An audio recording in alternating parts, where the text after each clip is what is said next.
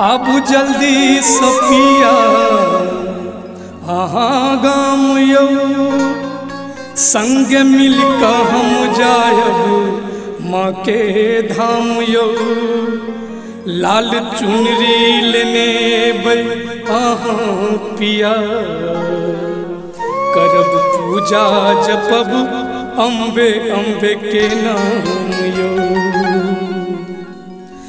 चिट्ठी लिखै छी अहाँ के हम यौ पिया, माँ के दर्शन ले व्याकुल हमर हिया। जैतौं मैया शरण में अहाँ संग यौ, 10 दिन पूजा करतौं भोर सँ साँझ यौ। आसिन के दुर्गा पूजा में एक पत्नी अपन पति से की कही छथिन? आसिन में गाम पिया एबे करब यौ, आसिन में गाम पिया एबे करब यौ। आसिन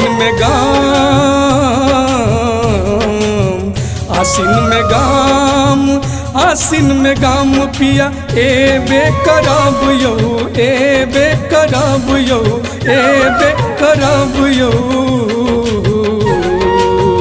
माँ के चुनरी चढ़ेबे करब यौ। आसिन में गाम पिया एबे करब यौ, आसिन में गाम पिया एबे करब यौ।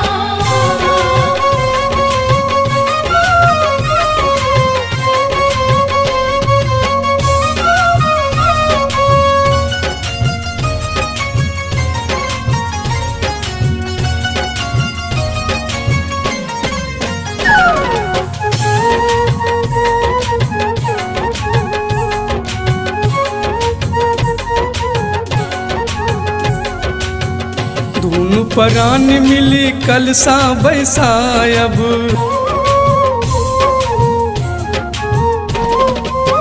दुर्गा भवानी माँ के पूजा करायब। दुर्गा भवानी माँ के पूजा करायब यो, पूजा करायब यो, पूजा करायब यो।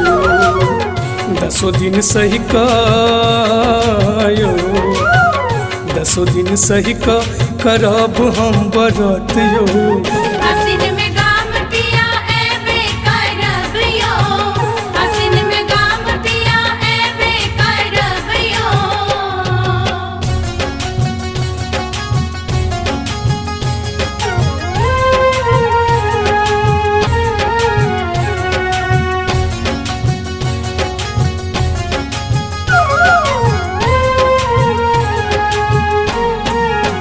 चुनरी पटोर वाला संग लेने आयब,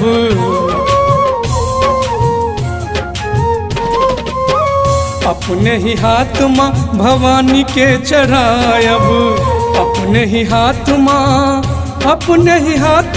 भवानी के चढ़ायब, भवानी के चढ़ायब यो। संग लेने आयब यो, जही दिन मैया यो, जही दिन मैया के खोइछा भरब यो।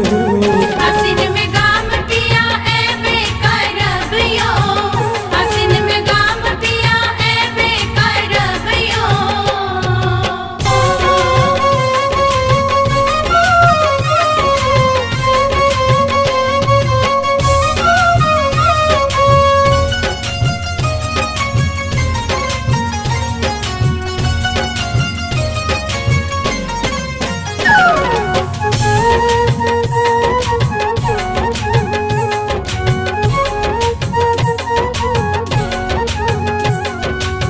लिखल शैलेंद्र का गीत सुनेबै,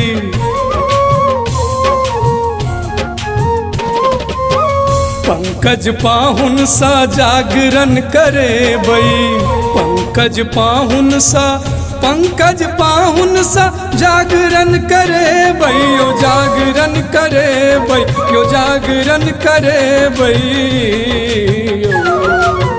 समी समीर चंद्रमा के यो समीर चंद्रमा के आरती करब यो